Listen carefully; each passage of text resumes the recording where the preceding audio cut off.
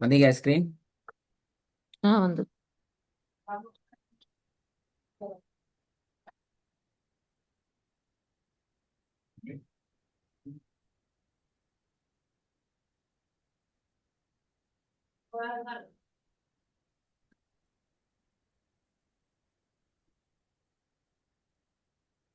இப்போ நான் புதிய சட்டத்துக்குள்ள போறோம்.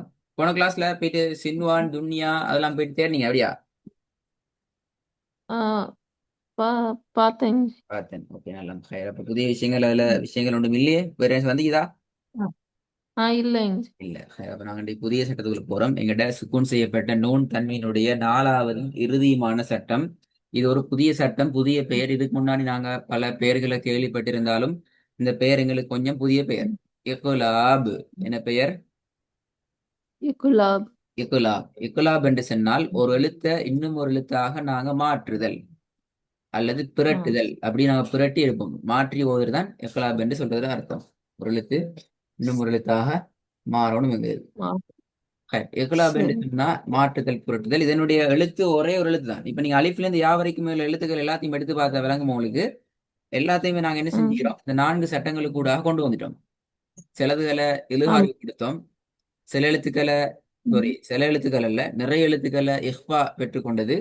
இன்னும் சில ம் எழுத்துக்கள் வந்து இதுகாமுக்குள்ள போனது. மிஞ்சி போன ஒரே ஒரு எழுத்து பா. அது எங்க வருது? அது இக்லாப் என்ற எழுத்துக்குள்ள வருது. இப்படி நாங்க எழுத்துக்களை பல வகையில நாங்க போட்டிக்கிறோம். சரி. இப்ப இதுல சட்டத்தை நாங்க பார்த்தோம் என்றால் பாருங்க, சுக்கூன் செய்யப்பட்ட நூன அல்லது தன்வீனை தொடர்ந்து இக்லாபுடைய எழுத்து எது? பா. அந்த பா வந்துச்சு ம் என்று சொன்னால் சுக்கூன் செய்யப்பட்ட நூனை, இந்த உன் என்ற நூனை சவுண்ட அல்ல தன்வீனை, வரக்கூடிய தன்வீனுடைய அடையாளத்தை என்னவா மாற்றணுமாம்? மீமாக மீமாம். மாற்றணும். அப்ப புதிய ஒரு எழுத்து ஒன்றுங்க எங்களுக்கு எட்டாவது. ஆம்.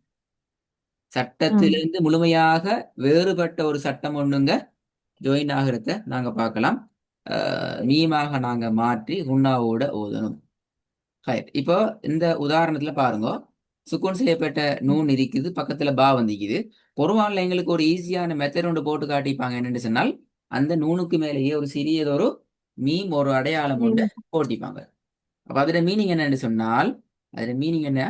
உண்மையில அதோட மீனிங், மாத்து. இந்த இடத்துல நாங்க நூனை மாத்துவோம். மாற்றி என்ற சவுண்டு கொண்டு போகணும். என்ற சவுண்ட்ல இருந்து என்ற சவுண்டுக்கு நாங்க ம் எடுத்து ஓதணும் என்கிறது முக்கியம்.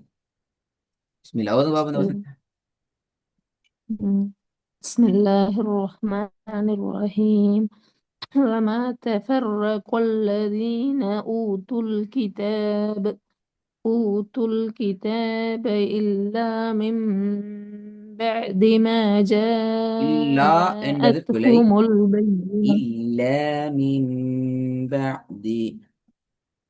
إلا وما تفرق الذين أوتوا الكتاب إلا من بعد ما جاءتهم البينة. அத்துஹுமுல் அல்ல, அத்ஹுமுல். أتهم அத்ஹுமுல் பையின. أتهم البينة. وما تفرق தஃபர்ர الذين என்கிறது பல. أوتوا تفرّ. وما تفرق تفرق الذين. وما تفرق الذين أوتوا الكتاب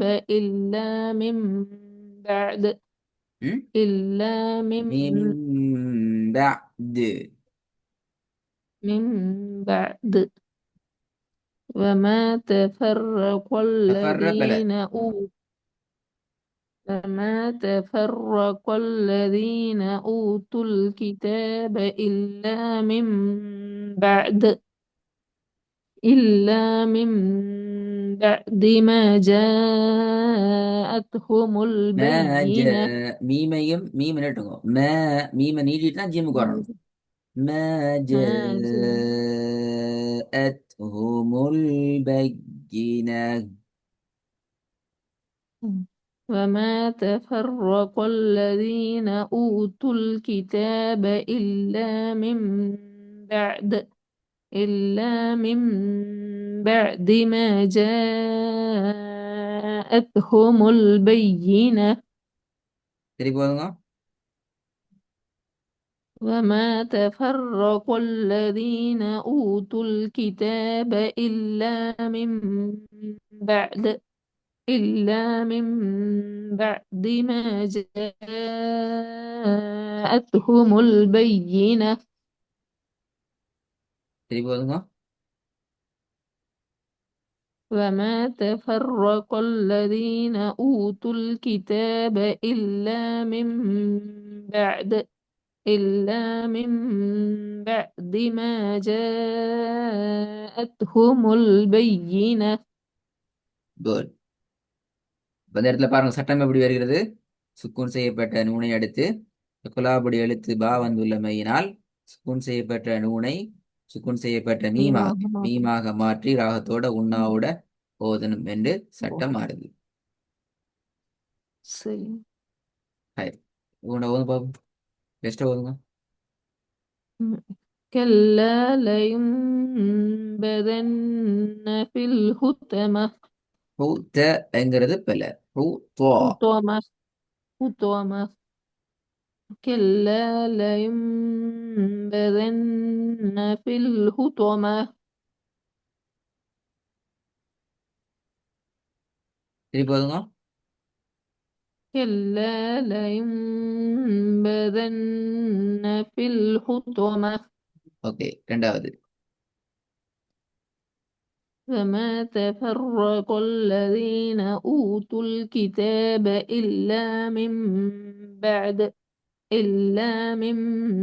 بعد ما جاءتهم البينة மூணாவது.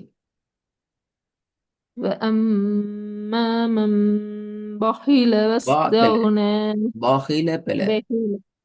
بخيل بخيل بخيل بخيل بخيل بخيل بخيل وأما من بخل واستغنى واستغنى واستغنى واستغنى واستغنى وأما من بخل واستغنى واستغنى واستغنى. واستغنى واستغنى சரி போதுங்க. وأما من بخل واستغنى நாலாவது.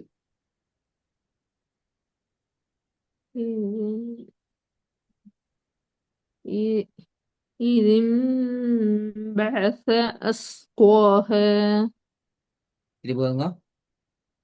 إذ انبعث أشقاها அஸ்பாக பில. أشقاها ஆ إذ அஷ்பாக. أشقاها إذ انبعث أشقاها ஐந்தாவது. بأي ذنب قتلت சரி போதுங்க. بأي ذنب قتلت بأي ذنب قتلت. بأي ذنب قتلت ஆறாவது. فأنبتنا فيها حبا சரி போதுங்க. فأنبتنا فيها حبا ونعم فأنبتنا فيها حبا. فأنبتنا فيها حبا நாலாவது பாவம். إذ انبعث أشقاها சரி போதுங்க. إذ بعث أشقاها أسفل. أشقاها إذ انبعث أشقاها إذ انبعث أشقاها. إذ انبعث أشقاها நாலாவது. إيه إذ انبعث أشقاها மூணாவது. وأما من மாப்பிள்ளை. بخل ما. وأما من وأما من بخل பாராவர்கள். واستغنى وأما ب- من بخل. وأما من بخل واستغنى ம். ஐந்தாவது. بأي ذنب ذا. بأي ذنب قتلت. بأي ذنب قتلت இப்போ போதுங்க. بأي ذنب قتلت இதுக்கு கொஞ்சம் நல்லா ப்ராக்டிஸ் பண்ணி கொஞ்சம் ரெடி ஆயிட்டு வரணும். அதே நேரம் இந்த வசனத்தையும் ரெடி ஆயிட்டு வரணும். இது உங்களோட ரெக்கார்டிங்லாம் ஆகிக்கும். பேக்கில் வராது. سيد ரெடி ஆயிட்டு வாங்க. سيد سيد جزاك الله خير السلام عليكم. இன்ஷா அல்லாஹ்.